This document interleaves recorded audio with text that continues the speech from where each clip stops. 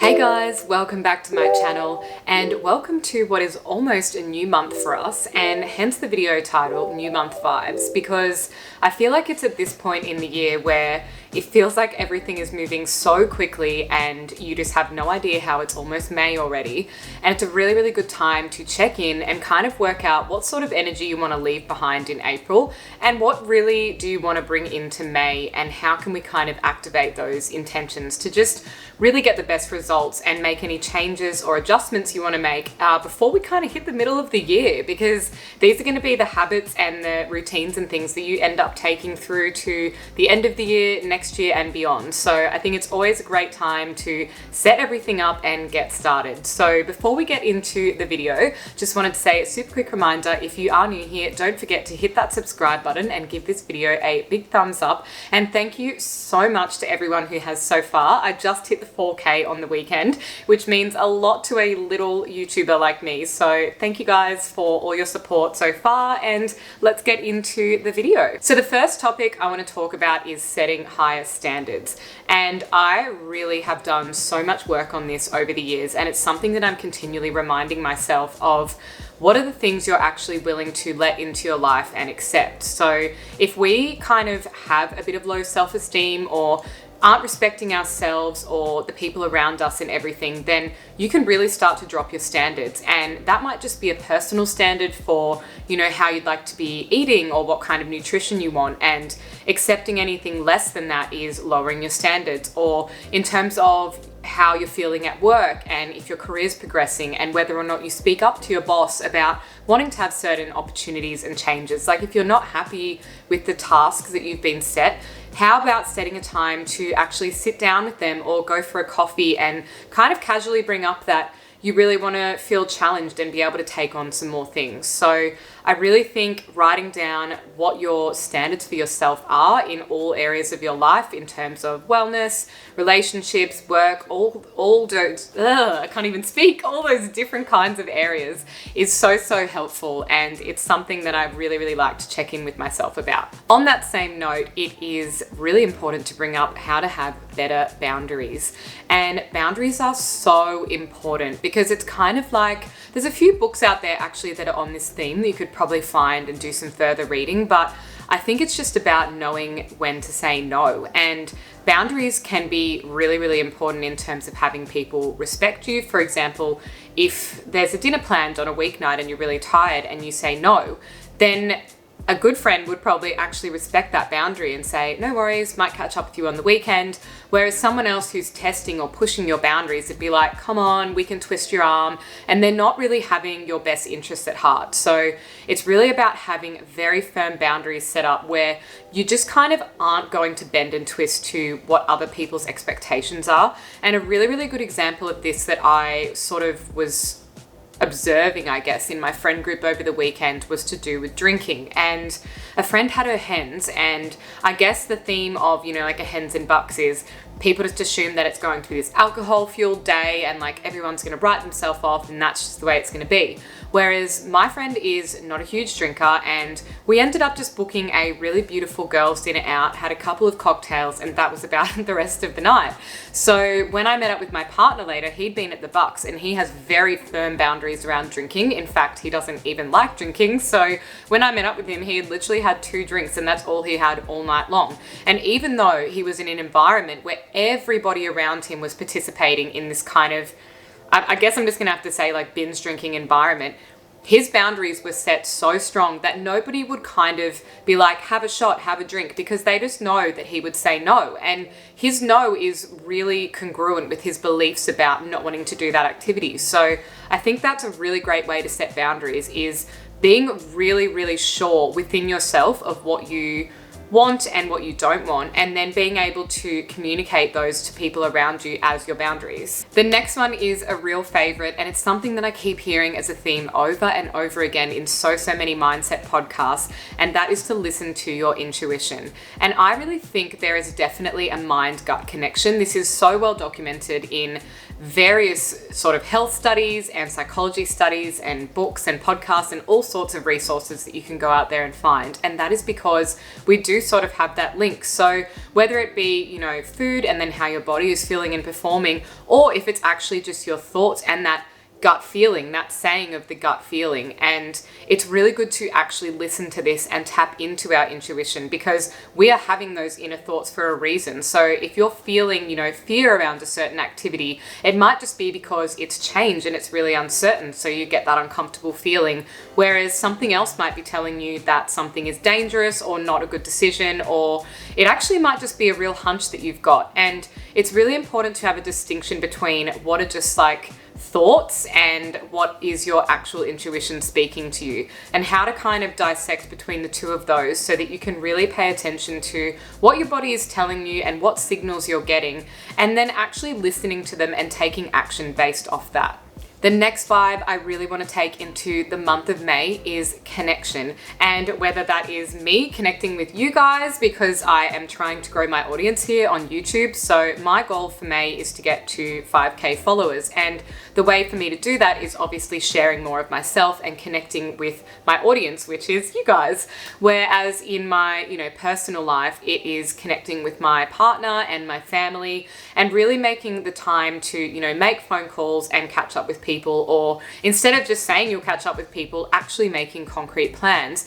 And yes, I know people are always going to flake out of plans or pull out of things at the last minute, and that's fine, because if you're the one who is initiating these things, at least you've done your part, and that's literally all you can do. You can't kind of feel too let down or like things aren't really going to plan, because at the end of the day, honestly, that's just life. We're all such different people and we have our own schedules and our needs. So perhaps someone not meeting up with you that day is them sticking to their boundaries of needing some time at home. So I definitely wouldn't take that personally, but I think it's really important to just check in at this time, because we were all quite separate from each other last year. So I think it's really encouraging to get back out there and really connect with people on a deeper level and start to have better conversations and more meaningful conversations. I was listening to the Prompt Us podcast when I went for my walk this morning, and all of the guys were talking about how they kind of really got to know their partner and connected with them. And it was honestly just by having deeper chats that really get to tell you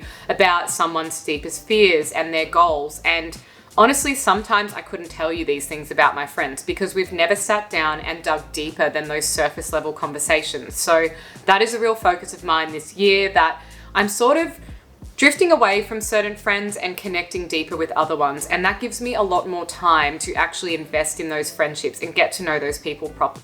My next tip for better energy is lifting up other women.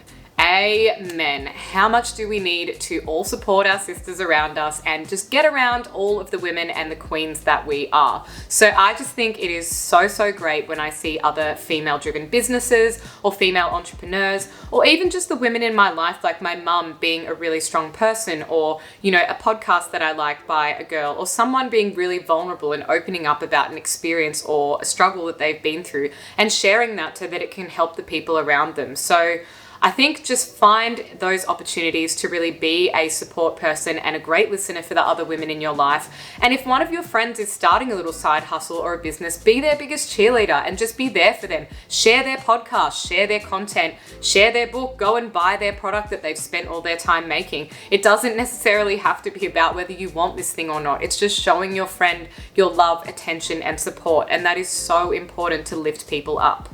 My next May vibe, and something that I've really just started getting back into as well, is self-love and self-care. And I know this is such a buzzword, but I do think it's one of those things that we end up just buying all of these products, like a face mask or a, I don't know, some kind of LED face thing, or, you know, certain activities like a meditation journal. And we have all of these intentions, but then they just kind of become so overwhelming that you either do none of them or just one of them, or you just kind of forget that it's part of your routine. So you just kind of do it every now and then instead of actually allocating proper time. So time blocking is not a new word, and it's definitely something I think is so useful. And I use a wall calendar to try and plan out a lot of my activities as well. And I'm not saying that there isn't any flexibility involved in that, because there absolutely is. I would like to say I am the master of my own life, but things change, and sometimes I end up working late, or I don't know, something comes up. So you don't always get to have those nights to do those activities. But I just think if you have a set routine and things you want to do, for me at the moment, I'm obsessed with clay masks. It's really, really helping with my skin, and I have just been making time to do that. So when I get home, instead of sort of sitting around on my phone or doing other activities, I jump straight in the shower, do all of my skincare routine, chuck on a clay mask, and then start cooking my dinner. And that way I know that I'm absolutely going to get that activity done for the evening. The next vibe is about nourishment, and that is so important that we talk about food and, you know, wellness and eating in terms of nourishment. We don't always just need to be looking at like, what is someone else eating? What's someone else doing? What do I eat in a day videos? Like, how do we kind of get away from all of that noise and just focus on really high quality foods that are just nourishing your body and making you feel good? And those kind of foods are the ones that just leave you with a lot of energy, your skin's glowing, you feel like you can really smash your workouts, and you're not left feeling really heavy after a meal as well. So that's been a huge focus of mine, and I do have an exciting partnership coming up with a meal company, and that is something that's really helping me get on top of all of that, because I find sometimes in the morning, instead of focusing on a really nourishing and wholesome breakfast, I'm just smashing a bowl of cereal and running out the door. And not only is that really bad for my mental state, because it's kind of telling me like, you don't have time, you're in a rush, this is the only food that you get for the day, and obviously cereal doesn't exactly have like a lot of nutrients and things in it. So I'm instead trying to get up earlier or take more time, or instead just have pre-prepped meals that are going to allow me to get all of the vitamins, vegetables, different serves of fruit and veg all day long that I actually need to sustain my energy levels, feel full, and have a real just sense of vitality and health. The next vibe is confidence, and that is something I've had to learn so much since having a YouTube channel. When I was first putting out videos, I was so shy and they were so bad, and I could literally barely connect through the camera because A, I didn't have an audience, and B, I just felt like I don't know who's even going to want to watch this, and I was putting myself down and doing a lot of negative self-talk instead of really lifting myself up and being confident that, you know, these ideas that I have are good, and I'm really proud to put this out there, and I'm, you know, hustling and starting this sort of side project of mine, and it's a creative outlet, and no matter what, that is a positive thing. So I really just had to talk myself into being confident in what I was putting out there online. And, you know, yes, I did have people come up to me and chat to me about it, and now I find the more confidence that I am, the more people are kind of complimenting me in other areas of my life that have absolutely nothing to do with this channel and the kind of videos that I'm putting out. I'm just getting told by people like, you look happier, you're really just leaning into who you are. And I completely agree with them. I just feel like I'm really stepping into my purpose, and I just feel really, really energized for the first time in ages that I just have such a fun side project where I get to share my life with you. And I don't know, it's just like, it's something that I feel like was missing in my life for a long time. I tried to start so many different activities and I just never felt confident in what I was putting out there. So I think if you are looking at doing something like that, or if you know, want to chat to someone, or, you know, get a mentor, any of these things that you really need the confidence to approach it, then just start building yourself up by talking to people and, you know, having those fake conversations in your mind, and work out how you could approach a situation with much more confidence, and just show up online or show up in person and just give it a go. The last thing I want to talk about is intention, and intention is so important, because if you're just doing something and you don't really have much meaning behind it, it's not going to be an intentional action. It's just going to be something you are doing out of obligation, or because other people are doing it, or you feel like you have to, or there's some weird societal pressure around it. So if you are focusing on what are your actual intentions, and this could be something like, you know, when you're having a conversation with someone, if it were to go badly, was it a good intention behind it? Did you really want to say something to a friend that you really cared about and had good intentions? So the idea behind that was really good, but maybe you need to work on your delivery. Then you can assess the intentions. Or maybe it's just about living more intentionally. So instead of saying that we're going to do these things, it's about really taking action and doing them, and doing the things that you actually care about. So like I said, doing things with intention, like getting up intentionally to go to the gym every day, is something that I've chosen to do. And I have to choose that every single day. And I do, because my intention is to get fit. So that's just one example of how you can kind of integrate doing things more intentionally into your life. Now that is all I have for you guys, but I really hope that the month of May is just a really great change up and a switch up of some of the routines and habits that you might have fallen into or let fall by the wayside this year so far. And I really hope that this helps you guys jot down a few ideas. Jot down a few ideas. I don't know who came up with that saying, but anyway, jot down a few ideas and really just do a little bit of a mindset shift and a reset before we get into the month of May, so you can take all of these good vibes into the new month ahead. Thanks so much for watching, and I'll see you in the next video. Bye.